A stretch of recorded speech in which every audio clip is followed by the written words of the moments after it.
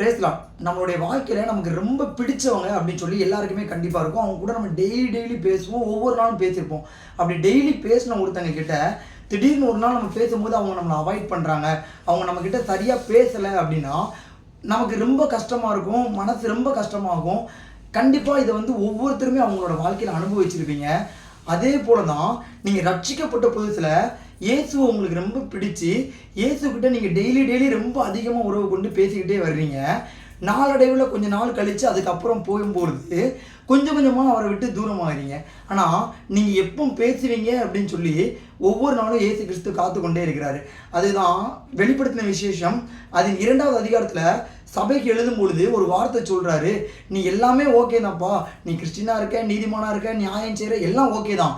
ஆனாலும் நீ ஆதியில் கொண்டிருந்த அன்பை விட்டாய் என உன் பேரில் எனக்கு ஒரு குறை உண்டு அப்படின்னு சொல்லி வருத்தப்படுறாரு. இந்த வார்த்தையை அவர் சொல்லும் போது எவ்வளோ கஷ்டப்பட்டிருப்பார்ல. ஆதியில் கொண்டிருந்த அன்பை விட்டாய் அப்படின்னு சொல்லி சொன்னார் அப்படின்னா, இன்னைக்கு நீங்கள் அவர் கூட பேசுகிறீங்களா, அவர் கூட டைம் ஸ்பெண்ட் பண்ணுறீங்களா, அவருக்காக ஜெபிக்கிறீங்களா, வேதம் வாசிக்கிறீங்களா அப்படின்னு சொல்லி யோசித்து பாருங்க. ஆதியில் கொண்டிருந்த அன்பை விடாதீங்க. இன்னும் அதிகமாக அவரோட அன்புல எப்படி கிட்டி சேரணுமோ அதை மட்டும் நோக்கமாக கொண்டு பாருங்க. கர்த்தர் தாமே ஒவ்வொருவரையும் ஆசீர்வதிக்கட்டும். ஆமென், ஆமென், ஆமென்.